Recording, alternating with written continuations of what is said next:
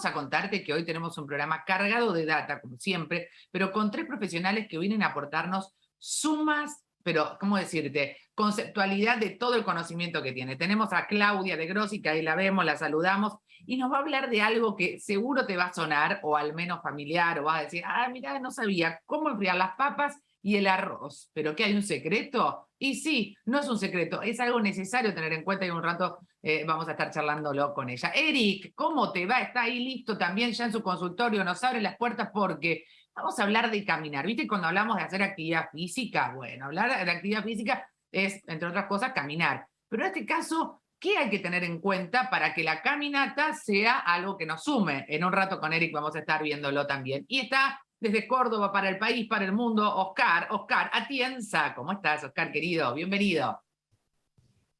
Hola, ¿qué tal? ¿Cómo está, Natalia? Gracias, como siempre. Bueno, un placer. Hoy vamos a hablar de algo que, ¿cómo decirlo? Tiene varias pronunciaciones. Vamos a ver cómo la decís vos, yo te digo cómo la digo yo. Síndrome de burnout, como quieras.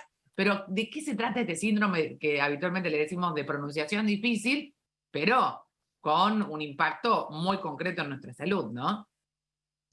Así es, nosotros lo llamamos burnout o burnout, dependiendo del lugar en donde uno charle, de pronto es como se lo pronuncia. Claro. Síndrome del quemado es otro de los nombres que tiene. Síndrome de agotamiento laboral es otro. Tiene distintos tipos de nombres dependiendo un poco de la bibliografía que uno utilice. Nosotros trabajamos, yo tengo dos proyectos de investigación que trabajan en esta línea, ¿no? El síndrome de burnout. De hecho, tengo 2 tesis escritas sobre burnout. Hace más de 10 años que trabajamos. En este momento estamos trabajando con la Universidad de Villa Mercedes de San Luis, la Universidad Nacional de Córdoba, en proyectos que intentan investigar el nivel del síndrome de burnout en distintos grupos de profesionales. Por ejemplo, estamos trabajando en docentes primarios, secundarios, universitarios, no docentes universitarios, estudiantes, médicos, personal de la salud. ¿Qué es el síndrome de burnout? Es un síndrome que se caracteriza por un conjunto de signos y síntomas. Nosotros hemos detectado en total 42 signos y síntomas que están presentes en este síndrome, agrupados en 4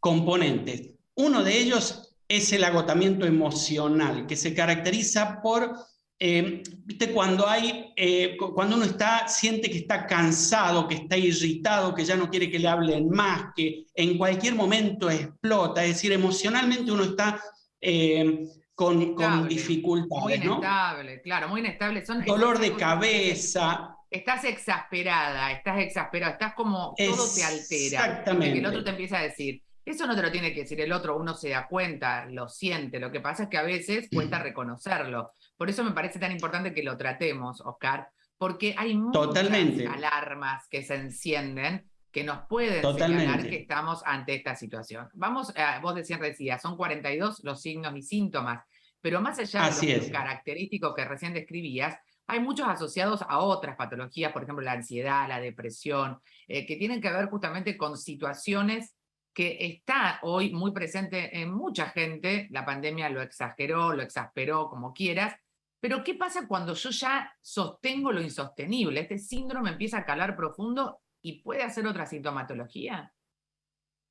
Mira, sí, es un síndrome bastante complejo y para poder tratarlo se necesita a veces de la intervención de distintos tipos de profesionales. Entre ellos, en nuestro equipo nosotros tenemos psiquiatras, tenemos psicólogos, tenemos trabajadores sociales, tenemos médicos, por el abordaje que hay que hacerle, ¿no? Yo te decía, uno es el agotamiento emocional, que cala un poco sobre nuestro cuerpo, sobre lo físico, pero después, por ejemplo, está la falta de realización en lo laboral, que lo tienen que trabajar profesionales con un perfil determinado, o la despersonalización, que le he llamado, quizás mal llamado, ¿no? Que es cuando hay un maltrato hacia el otro, cuando una persona sin querer empieza a maltratar a las demás personas con actitudes de cinismo, no lo mira a los ojos. Por ejemplo, es típico esto en el equipo de salud, que está atendiendo a un paciente y no lo mira a los ojos, directamente escribe, está como desconectado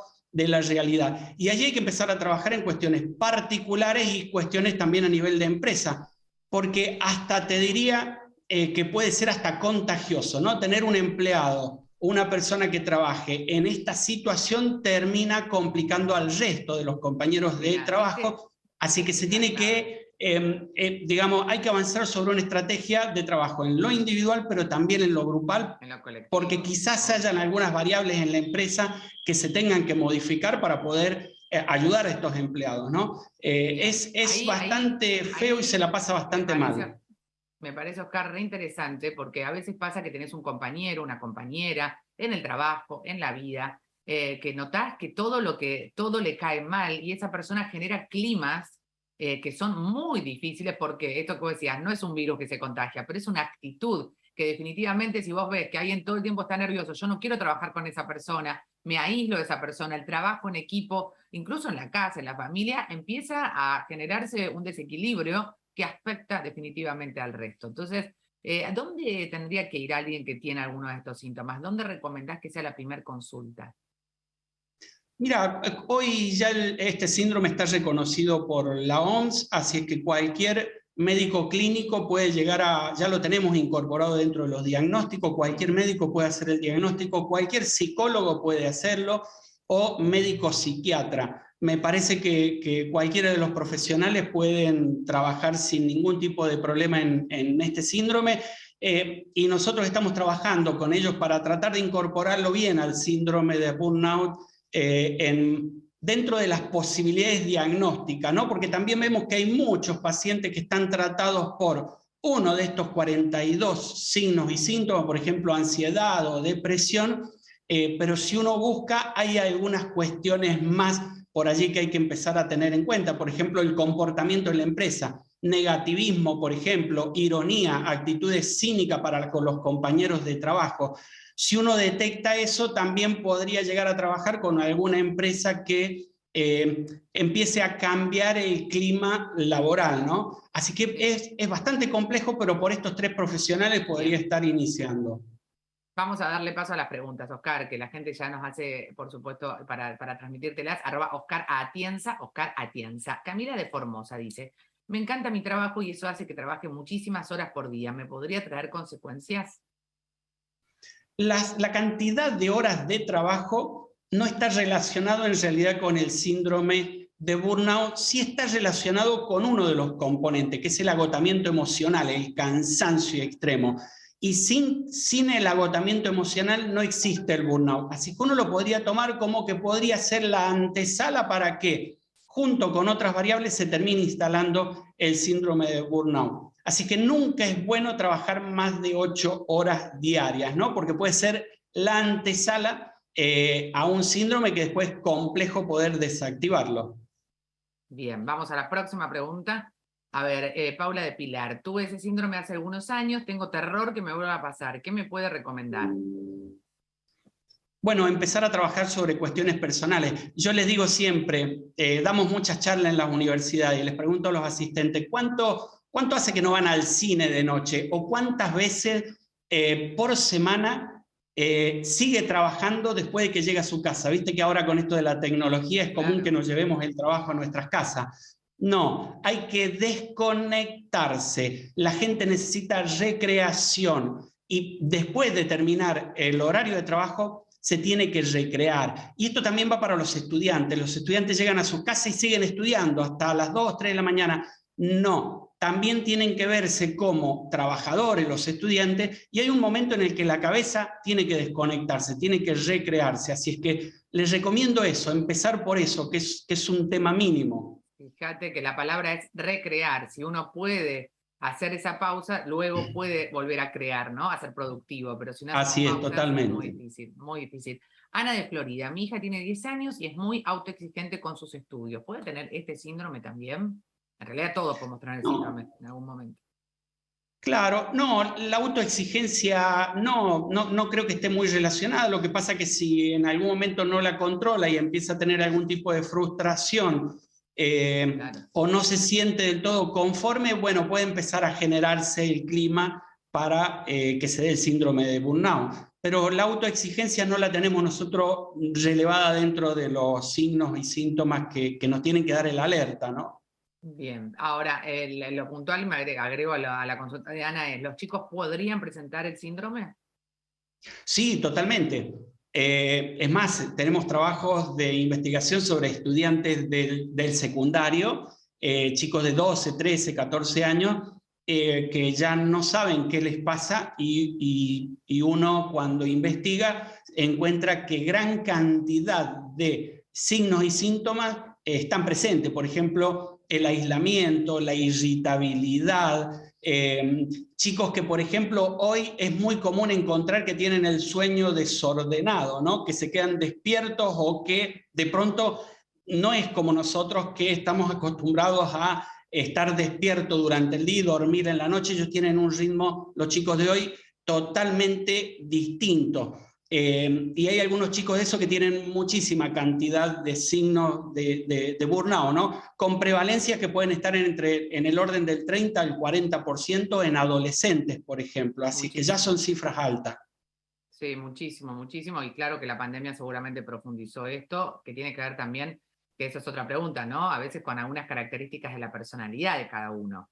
Está un poco asociado, ¿no? Me parece, probablemente, a este síndrome. Sí, totalmente. Hay personalidades que tienen, de sí ya tienen una posibilidad de poder amortiguar un poco más algunos de estos síntomas o las exigencias de la vida actual, bueno, pueden amortiguarlo un poquito más y quizás demoren más en hacer el síndrome.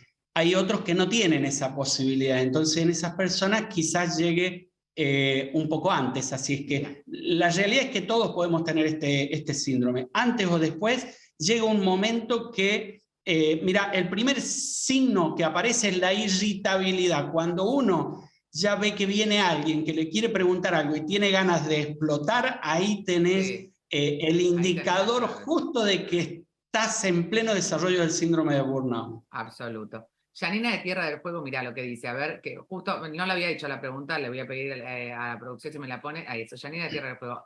A mi mejor amiga la veo muy estresada y le cuesta mucho frenar sus actividades. ¿Qué puedo hacer para ayudarla? Bueno, hay que hablar con ella. Yo creo que mucho no va a poder hacer ella como amiga. Me parece que por ahí va a necesitar de la ayuda de algún profesional, un psicólogo, que la ayude a dividir un poco sus actividades, que encuentre espacios para la recreación, que salga a caminar, que vaya al cine, que empiece a tener contacto más con sus amigos, pero desde este punto de vista, desde la recreación, ¿no? Y llegar a tu casa y desconectarte del trabajo. Son por allí algunas de las pequeñas indicaciones que podemos dar ahora en poco tiempo, pero por allí un poco está la recomendación de inicio. Ayudarla quizás con una consulta con un profesional de la salud mental, quizás sería una forma, ¿no? Aconsejarla desde ese lugar, si uno ve a alguien así exasperado, irritable, como dijimos, características Totalmente. sumamente primarias de este síndrome de burnout. Así Gracias, es. Oscar.